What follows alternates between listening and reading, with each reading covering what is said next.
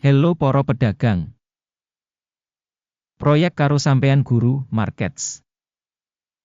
Kita miwiti karo data umum ing perusahaan. Yen perlu, iku bisa kanggo nyeleh mandeg. Kita ngajak sampean nimbang saben parameter saka organisasi ing pitakonan luwih kasebut kanthi teliti. Kita bakal katon ing pratandha utama perusahaan Rio Tinto Blackadder, ticker RIO. Review iki digawe nggunakake informasi wiwit 13 April 2025. Miturut klasifikasi guru, markets perusahaan Rio Tinto Blackadder kalebu subkategori metal color, 47 perusahaan melu ing taksiran, iki banget wakil. Kita bakal katon ing tabel pesenan ing mburi video iki.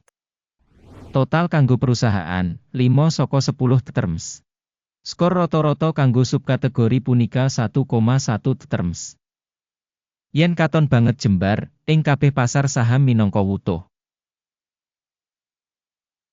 Wigati dimangerteni menawa skor rata-rata kanggo kabeh pasar saham minangka 1,9 poin. Marang 5 titik kanggo perusahaan Rio Tinto Group. Bandingake gerakan rega saham perusahaan Rio Tinto Blackadder lan saham subkategori. Kita waca sing liwat 12 saham sasi kepungkur Rio Tinto Group nuduhake owah-owahan minus 14,5%. Marang owah-owahan rega ing subkategori minus 20,5%. Iki ora ngomong apa definitively, nanging perlu kanggo njupuk catetan saka kasunyatan iki. Kapitalisasi pasar perusahaan Rio Tinto Blackadder regane $71,27 miliar. Kapitalisasi pasar subkategori punika $368 miliar. Rio Tinto Blackadder nuduhake 19.348% lan minangka salah sawijining perusahaan gedhe ing subkategori kasebut. Kapitalisasi neraca perusahaan kira-kira $42,62 miliar. Lan kapitalisasi subkategori yaiku $161 miliar.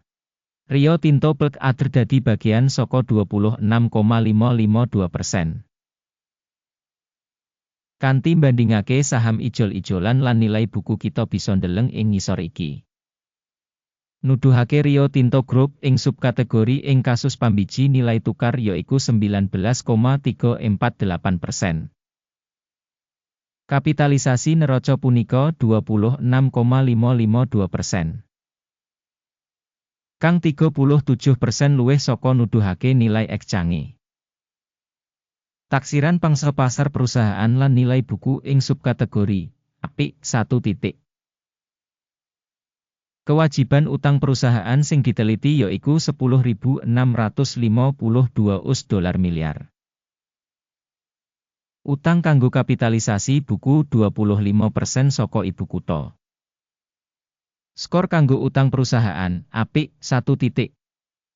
Imbangan rega pasar perusahaan kanggo laba yaiku 6,2. Kanthi rata-rata subkategori 13,1, iki 53% luwih murah tinimbang rata-rata subkategori. Taksiran regane pasar saham perusahaan kanggo badi dibandingake karo perusahaan ing subkategori, apik banget, 2 poin. Media wiki kanggo pungkasan 12 sasi ana $11.492 mayuta-yuta. Diproyeksikan pangentukan kanggo 12 sasi teka samestine kanggo $7.98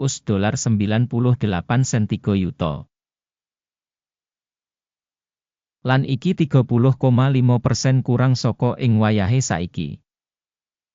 Taksiran pratandha media WI samestine ing comparison karo perusahaan ing subkategori tolerable minus 0,5 terms. Rasio nilai kanggo revenue perusahaan punika 1,3. Rata-rata subkategori yaiku 1,8, yaiku 28% luwih murah tinimbang rata-rata subkategori.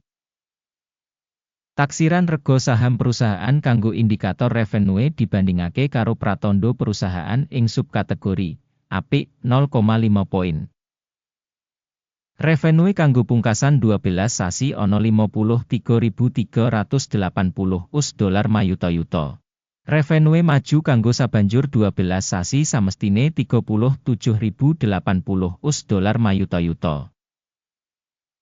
Iki 31% kurang saka saiki.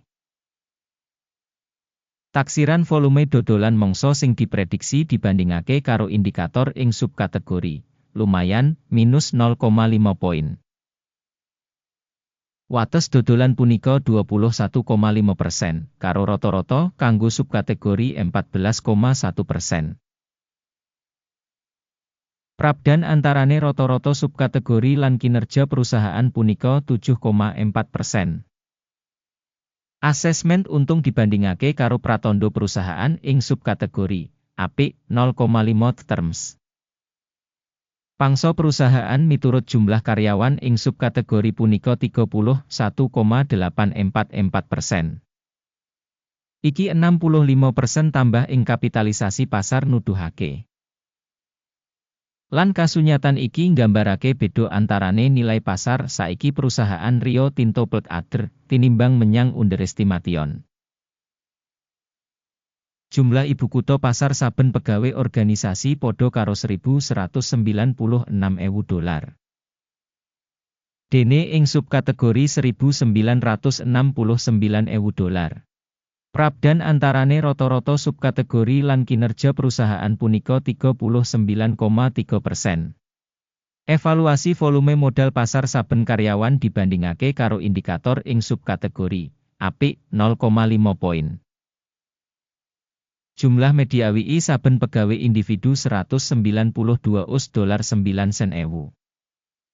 Rata-rata kanggo subkategori punika $150,600. Lan beda antarane rata-rata subkategori lan kinerja perusahaan yaiku 28%. Taksiran bati saben karyawan dibandingake karo indikator ing subkategori apik 0,5 poin. Revenue perusahaan saben pegawai $896.000. Miturut subkategori $1.069.000. Prabdan antarane rata-rata subkategori lan kinerja perusahaan punika 19%. Ngira-ngira revenue saben karyawan individu ing comparison karo pratandha ing subkategori tolerable 0 terms. Enggo bareng kanggo akun advertisement kanggo 0,6%, karo rata-rata subkategori 2,9%. Iki minangka indikator saka risiko remote cendak. Indikator teknis resi 14 nuduhake tingkat 42% kanggo perusahaan Rio Tinto Pelt Adr. Dene ing subkategori tataran resi 14 44%. Rata-rata securities saka subkategori sing dipetik ing cara sing padha enggo bareng perusahaan Rio Tinto Pelt Adr. Rega saham perusahaan saiki udakara $56.87. Perkiraan rega konsensus kanggo enggo bareng perusahaan iku kira-kira $82.34. Prabdan antarane taksiran saiki lan ramalan konsensus kira-kira 45%. Ayo kang katon ing tabel pesenan, kang kasedia link menyang ing komentar pinet. Tabel pesenan ngemot pancen kabeh pancasan sadurunge digawe ing mangsa diwenehi dening informasi lan sistem referensi guru markets. Akses menyang meja pesenan pancen free lan buka link ing komentar pinet. Minangka asil saka analisis perusahaan Rio Tinto Group, sistem informasi lan referensi kanggo rega saham guru markets kaputusan wis digawe. Buka pesenan kanggo tuku ing rega $56.86. Pesenan iki dibuka amarga kasunyatan sing perusahaan wis regane relatif dhuwur. Penilaian perusahaan adhedhasar model penilaian indeks AKIM. Jupuk bati disetel ing 60,88. Mandeg mundut disetel ing 52,84. Yen pesenan ora ditutup kanthi jupuk bati utawa mandeg mundut. Ing kasus iki, pesenan ditutup kanthi mandiri adhedhasar asil sesi ijol-ijolan tanggal 13 Mei 2025. Utawa ing dina kerja pungkasan sadurunge tanggal kasebut. Ticker, SIM bakal dadi perdagangan ngedol counter balancing. Video babagan urutan imbangan bakal utawa wis diterbitake ing saluran iki. Nalika nutup salah sawijining pesenan, sing utama utawa ngimbangi. Urutan ngelawan ditutup ing rega nyata. Matur nuwun banget kanggo nonton video iki lan nggunakake informasi lan sistem bantuan saka Guru Markets.